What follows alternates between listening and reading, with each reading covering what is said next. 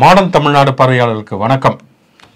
ஒரு மிகப்பெரிய மாற்றத்தை அமித்ஷா உருவாக்கியிருக்கார். அந்தமான்ல போர்ட் பிளேயர், அதோட பேர் சிறி விஜயபுரம் அப்படின்னு மாற்றிருக்காங்க. ஏதோ டக்குன்னு பார்த்தா மகாபாரதம் படிக்கிற மாதிரி ஞாபகம். ஆக்சுவலாக மகாபாரதத்தை தான் அவங்க பிளான் பண்ணுறாங்க. மகாபாரதம் மட்டும் கிடையாது, சமஸ்கிருதத்தை மயமாக்குறதுன்னு இருக்குல்ல, சமஸ்கிருத வார்த்தைகளை மாற்றுறது அப்படின்ட்டு. அது இங்கே மட்டும் கிடையாது, ஏற்கனவே உத்தரப்பிரதேசத்தில் பல நகரங்களில் அப்படி மாற்றிட்டாங்க. அலகாபாத்துன்ட்டு இருந்த ஊரை தான் வந்து பிரயாக் ராஜ் அப்படின்னு மாற்றினாங்க. அலிகார் முஸ்லீம் பல்கலைக்கழகம் நம்ம கேள்விப்பட்டிருப்போம். அலிகாருங்கிற அந்த ஊரை வந்து ஹரிஹர் அப்படின்னு மாற்றுறது, இப்படின்னு பெயர் மாற்றுறதுன்னு இருக்குல்ல. அதாவது பிரிட்டிஷ்காரங்களுடைய அடையாளத்தை நாங்கள் வந்து மாற்றுறோம் அப்படிங்கிற மாதிரி ஒன்று வைக்கிறாங்க. பிரிட்டிஷ்காரங்க அடையாளத்தை மாற்றினா எல்லாத்தையும் சமஸ்கிருதமயமாக்குவது அப்படிங்கிறது தான் அவங்க பெரிய அஜெண்டா பண்ணிட்டு இருக்காங்க. பிரிட்டிஷ்காரங்க அடையாளத்தை மாத்திரங்கிற பேர்ல மொத்தமா தலைகீழா மாத்திக்கிட்டு இருக்காங்க. இந்திய குற்றவியல் சட்டங்கள் ஐபிசியை வந்து மாத்தி இவங்க புதுசா ஒரு வாயிலே நுழையாத என்னமோ பேருகள் சொல்றது, இப்படி தொடர்ச்சியா மாத்துறாங்க. இது வந்து எந்த வகையிலும் அறிவியல் பூர்வமா இல்லை அப்படிங்கிறது தான் முக்கியமான விஷயம். நீங்க அந்த மாதிரில பெயர் மாத்துறது அப்படிங்கிறது எந்த வகையில் அறிவியல் பூர்வமானது, அல்லது எதிர்கால அடுத்த 100 ஆண்டுகளை எதிர்கொள்வதற்கான நடைமுறை இருக்குது அப்படின்னு சும்மா ஒரு விளம்பரத்துக்காக. எனக்கு தெரிஞ்ச நல்ல வேலை நான் வந்து சாவர்கர் நல்ல மணிப்புபுரம் அப்படின்னு வச்சிருவாங்கன்னு வச்சேன் நான். ஆனால் வந்து விஜயபுரம் அப்படின்னு இல்லை, சாவர்கர் புரம்னு வைக்கிறதுக்கு முன்னாடி அவங்கள்ட்ட ஆசை இருக்கும், வச்சா கொய்யான்னு பெரிய பிரச்சனை ஆகிடுமா அப்படின்ட்டு விஜயபுரம்னு வைக்கிறாங்க. அதாவது மத அடையாளமாக அதை மாற்றுறது இருக்குல்ல, ஸ்ரீ விஜயபுரம் அப்படின்னு மாற்றுறது.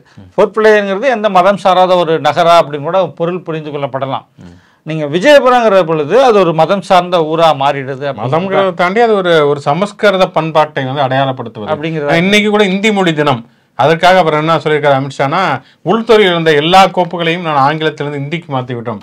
இதுல என்ன பெருமை இருக்குது, யாருக்குமே புரியாது அப்படிங்கிறது தான் விஷயம். மாநிலங்களை நீங்க மதிக்கல, மாநில மொழிகளை மதிக்கல அப்படிங்கிறது தான் நாங்க இந்திக்கு மாற்றிக்கிட்டோம். உள்துறை அமைச்சகங்கிறது வந்து ஏதோ இந்தி பேசக்கூடிய மாநிலங்களுக்கு மட்டும் உரியதா? இந்தியாவில் இருக்கக்கூடிய எல்லாருக்குமே உரியது. அப்படி இருக்கக்கூடிய சொல்ல அது ஆங்கிலம் என்பதுதான் இந்தியாவினுடைய ஒரு கனெக்டட் லாங்குவேஜாக இருக்கக்கூடிய ஒன்று. அப்படி இருக்கப்ப அதை எல்லாவற்றையும் நீங்கள் இந்தியில மாற்றி விட்டீர்கள் என்பது ஒரு மிகப்பெரிய எதேச்சதிகார போக்கு. கேட்டா வந்து காலனியாள நடைமுறைக்கு மாற்றம், காலனியாள நடைமுறை மாத்திரம் நீங்க ஒண்ணு பண்ணலாம், கவர்னர் முறையை ஒழிங்க, அது காலனிய கால நடைமுறை தான். இல்ல ஏதாவது வால்மீகி ராமாயணத்துல கவர்னர் பத்தி ஏதாவது குறிப்பு இருக்குதா, அல்லது பாகவதத்துல இருக்குதா, ராமாயணத்துல இருக்கா? எதுவுமே கிடையாது. பிரிட்டிஷ்காரங்க தானே கொண்டு வந்தாங்க. முதல்ல அதை ஒழிங்க. அதை விட்டுட்டு வந்து கவர்னரை வந்து ஒழிக்கிறத விட்டுவிட்டு அவங்க பேர் வச்சதை மாத்திரம், சட்டத்தோட பேரை மாத்திரங்கிறது இது என்ன பாசாங்க அப்படிங்கிற கேள்வி. சொல்லப்போனா இப்போ வந்து காலனிய கால நடைமுறை மாத்திரங்கிறது இப்ப பேசுறதுன்னு இருக்குல்ல, அபத்தமான ஒண்ணு. ஏன்னா உலகமே வந்து ரொம்ப குறுகி எல்லா விதமான தொழில்நுட்பங்களும் சர்வதேச மயமாகிட்டு இருக்கு. இப்போ போய் காலனிய கால நடைமுறைகளை மாத்திரம், பிரிட்டிஷ்காரங்களை கொண்டு வந்து மாத்திரம், கிறிஸ்தவர்கள் கொண்டு வந்து அடையாளங்களை மாத்திரம் அப்படிங்கிறது திரும்ப ஒரு அந்நிய முதலீடுகள், வெளிநாட்டு நிறுவனங்கள் உள்ள கொண்டு வரதுல இருந்து ஆரம்பிச்சு அமெரிக்காவுக்கு ஏற்ற மாதிரியான வெளியுறவு கொள்கை மாற்ற வரைக்கும் எல்லாத்தையும் பண்ணிட்டு காலனிய கால நடைமுறை மட்டும் மாத்துறாங்களாம். பீஃப் கறியை ஏற்றுமதி பண்றதுக்கு கூட நீங்க நிறுத்தி ஆகணுங்கிற இதெல்லாம் இருக்குது இதுல. அதனால இதெல்லாம் ஒரு பக்கா மோசாங்கு. இன்னும் நிறைய பேச இருக்காங்க, நிறைய ஷோக்குள்ள போகும். இது முச்சந்தி ஷோ. நான் உங்கள் சுகுணா திவாகர். நான் நிறைய மகேந்திரன்.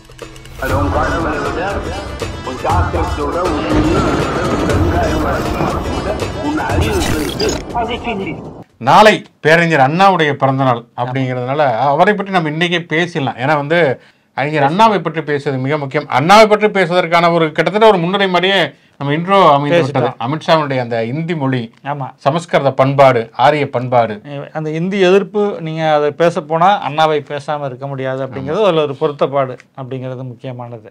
அண்ணா பொறுத்த அளவுக்கு அவருடைய மிகப்பெரிய, அதாவது நீங்க பெரியாருடைய மாணவராக இருந்தாலும் கூட திமுக என்ற ஒரு அமைப்பை உருவாக்கி அதை அடுத்த கட்டமாக அவங்களோட தம்பிகள்கிட்ட ஒப்படைச்சிட்டு போனது வரைக்கும் மிகப்பெரிய பணியாற்றிருக்காரு அப்படிங்கிறத சொல்லலாம். ஏன்னா என்னை பொறுத்த வரைக்கும் அண்ணாவுடைய மிக முக்கியமான பங்களிப்புகள் அப்படின்னு சிலவற்றை சொல்லலாம். அப்படின்னு சொன்னோம்னா வந்து பண்பாடு குறித்த ஒரு ஒரு ஒரு விசாலமான ஒரு தீர்க்கமான பார்வை அண்ணாவிடம் இருந்தது. அதாவது கலையையும் இலக்கியத்தை, பெரியார் வந்து மொழி மீது கடுமையான விமர்சனங்களை முன்வைத்தார். அது ஒரு வகையில் தேவைதான். மொழி எப்படி சாதியமும் ஆணாதிக்கும் மொழியில் இருக்கிறது அப்படிங்கிற பெரியாருடைய விமர்சனம் இன்றைக்கும் தேவையான ஒன்று. ஆனால் அதே நேரத்தில் அந்த மொழியையும் இலக்கியத்தையும் ஒரு அரசியலுக்கான மாற்றத்திற்கான ஒரு ஆயுதங்களாக, கருவிகளாக மாற்றப்பட முடியும் என்பதை நிரூபித்த ஒரு முன்னோடியாக அண்ணா இருந்தார்ங்கிறது மிக முக்கியம். குறிப்பா வந்து நாடகங்களிலும் திரைப்படங்களிலும் அதற்கான முகத்தையே மாற்றியமைத்த ஒரு மிக முக்கியமான ஒரு ஆளுமை என்று அண்ணாவை சொல்லலாம். தமிழ்நாட்டு இந்திய அளவிலே வந்து ஒரு கலையையும் இலக்கியத்தையும் அரசியல் அதிகாரத்தை கைப்பற்றுவதற்கான கருவிகளாக மாற்ற முடியும் என்று நிரூபித்த ஒரு இயக்கமாக திமுக இருந்தது என்பதையும் அதற்கான ஒரு முன்னேறாக அண்ணா இருந்தார் அப்படிங்கிறது. அதே காலகட்டத்தில் இந்தியா சர்வதேச அளவிலும் சரி இந்தியாவிலும் சரி 2ஆம் உலகப் போர் நடக்குது. சுதந்திரத்துக்கான ஆயுதம் தாங்கிய போராட்ட குழுக்கள் வேலை செஞ்சுட்டு இருக்காங்க. இதெல்லாம் தாண்டி அறிவாலும் தேர்தல் பங்கேற்புகளாலும் வந்து சமூக மாற்றத்தை நிகழ்த்த முடியும் அப்படின்ட்டு தொடர்ச்சியா வந்து இயங்குனவர். வன்முறை இல்லாமலே வந்து ஒரு மாற்றத்தை நிகழ்த்த முடியும் அப்படிங்கிறதையுமே அண்ணா நிரூபித்தார். அவருடைய நீதி தேவன் மயக்கமாக இருக்கட்டும் அல்லது சிவாஜி என்ற இந்து ராஜ்யமாக இருக்கட்டும், அது இன்றைக்கும் கூட ஒரு நவீன பார்வையில் வந்து பார்த்து வந்து வாசிக்கப்பட வேண்டிய விவாதிக்கப்பட வேண்டிய இலக்கியங்கள். அதே மாதிரி வந்து இன்னொரு அவருடைய மிக முக்கியமான பங்களிப்பா நான் நினைக்கிறது என்னன்னு சொன்னா, அவர் முன்வைத்த ஒரு நேஷனல் ஐடென்டிட்டி அப்படிங்கிறது இருக்கு இல்லையா, அது வந்து யாரையும் வந்து ஒரு விலக்கி வைக்கக்கூடிய ஒரு வெறுப்புக்கான அரசியலாக இல்லாமல், அவர் வந்து ஒரு கூட்டத்தில் பேசுவார். என்னன்னா, இந்த கூட்டத்தில் ஒரு 100 பேர் இருக்கீங்கன்னா கருப்பா இருக்கவங்களாம் இந்த பக்கம் வாங்க அப்படின்னா, இந்த பக்கம் ஒரு 50 பேர், சிகப்பா இருக்க 50 பேர் அங்கிட்டு போவாங்க. இதுல வந்து உயரமா இருக்கிறவங்க வாங்கன்னா கருப்பா இருக்கவங்க வருவாங்க, சிகப்பா இருக்கவங்க வருவாங்க அப்படின்னு சொல்லிட்டு ஒவ்வொரு விஷயமா சொல்லிட்டு, ஒரு மனிதர் என்பதற்கு ஒற்றை அடையாளம் என்பது கிடையாது, பன்முக அடையாளம் என்பது இருக்கிறது அப்படிங்கிறது அவர் சொல்லுவார். அதுதான் அவர் வைத்த தேசியம் என்பதை ஒரு இன்க்ளூசிவ் நேஷனலிசம், எல்லோரையும் உள்ளடக்கிய ஒரு தேசியம். அதுல முக்கியமா வந்து மக்கள் பங்கேற்பு வைக்கிறது இருக்குல்ல. திமுகங்கிற அரசியல் இயக்கம் வலுவா நகரும் பொழுதுதான், வளரும் பொழுதுதான் அடிமட்ட மக்களுக்கான அதிகார பங்கேற்பு அப்படிங்கிறது நிகழுது அப்படிங்கிறதா விஷயம். திமுகவுடைய ஸ்ட்ரக்சரே அப்படிதான் இருக்கும். திமுகவோட ஸ்ட்ரக்சரை மேலிருந்து அதிகாரத்தை செலுத்துவது இல்லாமல் கீழிருந்து மேலே அதிகாரம் போகிற ஸ்ட்ரக்சரில் தான் அவருடைய வடிவமைச்சிருப்பார். அப்படி வந்து வெகு மக்களையும் அதிகாரத்தை நோக்கி பங்கேற்க வைத்ததில், அவங்கள வந்து அரசியலுக்குள்ள கனெக்டாக வச்சதுல அண்ணாவுடைய பங்கு மிக முக்கியமான பங்கு. அதுதான் இன்னைக்கு அந்த இன்க்ளூசிவ் நேஷனலிசம், பன்முகத்தன்மை அப்படிங்கிறது இன்னைக்கு இந்தியாவுக்கே தேவையான ஒரு பேசு பொருளாக இருக்கிறது அப்படிங்கிறது அளவில் அண்ணாவுடைய பங்களிப்புங்கிறது மிக முக்கியமான ஒன்று. அதே போல அவர் வந்து அந்த இந்தி திணிப்பு எதிர்ப்பு அப்படிங்கிற ஒரு விஷயத்தை எடுத்ததாக இருக்கட்டும், அல்லது திராவிட நாடு கோரிக்கையை கைவிட்ட பிறகு மாநில சுயாட்சிங்கிற ஒரு விஷயத்தை கையில் எடுத்ததாக இருக்கட்டும், அன்னைக்கு வந்து ஒரு குறுகிய பார்வை, பிரிவினைவாதம் அப்படிலாம் சொல்லப்பட்டது. ஆனால் இன்னைக்கு இந்தியாவுடைய பல்வேறுபட்ட இந்தி பேசாத மாநிலங்கள்ல அது வந்து பேசப்படுகிறது அப்படிங்கிறது மிக முக்கியமான ஒரு பார்வை.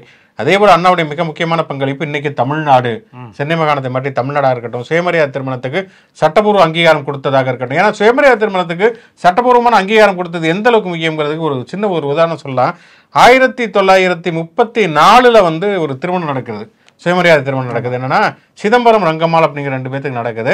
அவங்க 2 பேருமே வந்து, இவர் வந்து மனைவியை இழந்தவர், அவங்க வந்து கணவனை இழந்தவர். 2 பேத்துக்கும் சுயமரியாதை திருமணம் நடக்கிறது.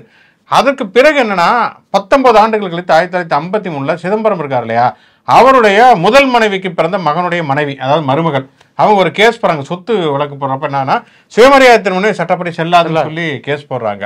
அது வந்து அந்த மருமகளுக்கு தான் சாதகமாக போச்சு, இவங்களுக்கு வந்து எதிராக வந்தது. அப்படி வந்து அந்த காலகட்டத்தில் வந்து 19 ஆண்டுகள் கழித்து வழக்கு போட்டாலுமே வந்து நிற்க முடியாத அளவுக்கு ரொம்ப ஒரு ரிஸ்கான சூழல் தான் எல்லாருமே சுயமரியாதை திருமணத்தை பண்ணாங்க. சட்டப்பூர்வமாக செல்ல முடியாத ஒரு சூழல்ல அவங்க யாரு அப்படிங்கிறது இன்னொரு சுவாரஸ்யமான விஷயம் என்னன்னா, அந்த சிதம்பரம் ரங்கம்மாளுக்கு பிறந்த மகளை வந்து வீரமணி திருமணம் செய்தார். திராவிட கழகத்தினுடைய இந்த திருமணம், இந்த சுயமரியாதை திருமண திட்டம் செல்லுன்னு கொண்டு வந்த பிறகுதான் அவங்களுடைய திருமணமே வந்து செல்லத்தக்க திருமணமாக மாறியது. அதுதான் அப்ப வந்து அவ்வளவு பேர் வந்து பெரியாருடைய கொள்கைகளை ஏற்றுக்கொண்டு அவ்வளவு ரிஸ்கான விஷயங்களை செய்தார்கள் என்பதுதான் மிக முக்கியமான விஷயம். அந்த ரிஸ்கை நீக்கி சட்டப்பூர்வமான அங்கீகாரத்தை கொடுத்தது அறிஞர் அண்ணாவுடைய மிக முக்கியமான ஒரு பங்களிப்பு என்று சொல்லலாம். அந்த வகையிலே வந்து தமிழ்நாட்டிற்கும் சரி இந்தியாவுக்கும் சரி ஒரு மிக முக்கியமான பங்களிப்பை வழங்கிய பேரறிஞர் அண்ணாவை நினைவை போற்றுவோம் நம்ம. ஓகே, இப்போ வந்து என்னன்னா வந்து தமிழ்நாடு முதல்வர் ஸ்டாலின் அமெரிக்க பயணத்தை முடித்துவிட்டு திரும்பி இருக்கிறார். 3 ஆண்டுகளுக்கு முன்பு சென்னையிலிருந்து மூட்டை கட்டி கொண்டு கிளம்பிய ஃபோர்டு நிறுவனம் மறுபடியும் வந்திருக்கிறது. நம்ம ஏற்கனவே பேசின மறைமலைநகரில் ஃபோர்டு நிறுவனத்தை பற்றியெல்லாம் அது வந்திருக்கிறது. அதை தாண்டியுமே நிறைய முதலீடுகளை கொண்டு வந்திருக்கிறார். 7500 கோடிக்கு நெருக்கி முதலீடுகள் திரட்டி வந்திருக்காரு. ஒப்பிட்ட அளவில் சில பேர் கம்பேர் பண்ணுற பொழுது இது ரொம்ப கம்மியாக இருக்குது, இதுக்காக ஏன் அவ்வளோ நாள் பயணம் அப்படின்லாம் சொல்கிறாங்க. இந்த முதலீடு முழுமையாக வந்து சேரும் அப்படிங்கிறது தான். நீங்கள் வந்து 50,000 கோடிக்கான முதலீடு திரட்டப்பட்டாலும் அதில் 10,000 கோடி 15,000 கோடி வந்தாலே பெருசு அப்படிங்கிறத ஒப்பந்தங்கள் நிறைய நடக்கும். ஆனால் முழுமையாக முதலீடுகள் வந்து சேர்றதுங்கிறது பெரிய விஷயமா தான். ஆனால் தமிழ்நாடு திமுக அரசு கொண்டு வர முதலீடுகள் எல்லாமே முழுமையாக வந்து சேருதுங்கிறதுக்கான டேட்டா இருக்குது அப்படிங்கிறது தான் தொடர்ச்சியாக பார்த்துட்ருக்கோம். அந்த வகையில் இந்த முதலீடு குறைவாக இருந்தாலும் முழுமையாக வந்து சேருங்கிறத எதிர்பார்க்கலாம். ஏன்னா இந்த முதலீடு வந்து புதிய முதலீடுகள் மட்டும் கிடையாது, ஏற்கனவே இங்கே செயல்பட்டு கொண்டிருக்கிற நிறுவனங்களுக்கான கூடுதல் முதலீடுகளாக தான் இது வருது. புதிய கம்பெனி தான் நீங்கள் நேரடியாக முதலீடு கொண்டு வர முடியாது. ஒன்றிய அரசின் வழியாகத்தான் ஒப்புதல் வாங்கிக்கிட்டு இங்கே துணை நிறுவனங்கள் உருவாக்கப்பட்டு தான் இங்கே கொண்டு வர முடியும். அப்படி இல்லாமல் அங்கே ஏற்கனவே செயல்பட்டுக்கிட்டு இருக்கிற நிறுவனங்களுக்கு துணை நிறுவனங்களை உருவாக்குற துணை நிறுவனங்களுக்கு கொண்டு வரும் பொழுது அது இயல்பாகவே அந்த முதலீடு வந்து சேர்ந்துடும் அப்படிங்கிறதான் விஷயம்.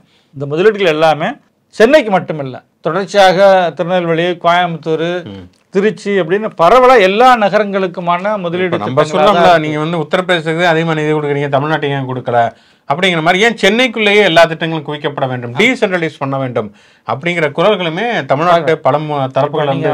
முதலமைச்சருடைய பயணத்தினூட இன்னொன்று நீங்கள் சொல்லணும், ஒன்றிய அமைச்சர் நிதின் கட்கரி, தேசிய நெடுஞ்சாலைத்துறை அமைச்சர் நிதின் கட்கரியோட ஸ்டேட்மெண்ட் என்னன்னா, தமிழ்நாடு ஜிஎஸ்டி வருவாயில் மிக முக்கியமான மாநிலமாக இருக்குது, கார் உற்பத்தி வந்து ஒரு ஹப்பா இருக்குது அப்படின்னு சொல்லியிருக்காரு. ஆட்டோமொபைல் நிறுவனத்தை வந்து தமிழ்நாடு தான் நம்பர் 1 அப்படின்னு இருக்காரு. ஆட்டோமொபைல் கிடையாது, மருத்துவத்துறை இதாகட்டும் சரி, தமிழ்நாடு தான் நம்பர் 1 இருக்குது இந்தியாவுக்கு. ஆட்டோமொபைல் துறையில் இருக்குது, தொழில்நுட்பங்கள் தகவல் தொழில்நுட்ப துறையிலையும் தமிழ்நாடு அப்படி, அதாவது பெங்களூரு தமிழ்நாடு சொல்லுவான். தமிழ்நாட்டினுடைய அந்த புவியியல் சார்ந்த விஷயங்களுமே நமக்கு ஒரு அட்வான்டேஜாக இருக்குது. என்னென்னா தமிழ்நாடு துறைமுக நகரம், சென்னை தமிழ்நாடுங்கிறது ரொம்ப முக்கியமான துறைமுக நகரம். நீங்கள் இதை விட்டால் அதுக்கு அடுத்தது வந்து ஆந்திராவுடைய விசாகப்பட்டினம் முக்கியமான துறைமுக நகரம், மும்பை வந்து துறைமுக நகரமாக இருக்கும். அந்த வகையில் நம்மளுடைய கடல்சார் போக்குவரத்து முக்கியமாக இருக்கிறதுனால ஆட்டோமொபைல் நிறுவனங்கள் குறிப்பாக தமிழ்நாட்டை தேர்ந்தெடுக்கிறாங்கிறது தான். அந்த பெங்களூர் சென்னைக்கான ஒரு தேசிய நெடுஞ்சாலை ஒன்று போடுறாங்க, அது தொழில்துறை காரிடார்னு சொல்லுவாங்க. ஒருவேளை அது அமைஞ்சால் இன்னும் கூட கூடுதலான முதலீடுகள் வர்றதுக்கு வாய்ப்பு இருக்கும். அதனால தான் நீங்கள் ஒரு சென்னையை ஒட்டி வந்து அதானியே வந்து காட்டுப்பள்ளி துறைமுகத்தை இங்கே வச்சுருக்கிறாங்க அப்படிங்கிறது. சென்னையை ஒட்டி ஒரு 2 கிலோமீட்டரில் அவங்களே வந்து சென்னையினுடைய வளத்தை சுரண்டுவதற்காக திட்டமிட்டே வச்சுருக்கிறதெல்லாம் பார்க்குறோம். அந்த வகையில் தமிழ்நாட்டுக்கு கொண்டு வரக்கூடிய முதலீடுகள் மிக முக்கியமான மாற்றத்தை நிகழ்த்தும் அப்படிங்கிறதா சொல்லலாம். இது பெரிய ஒரு வேலைகள் தான்.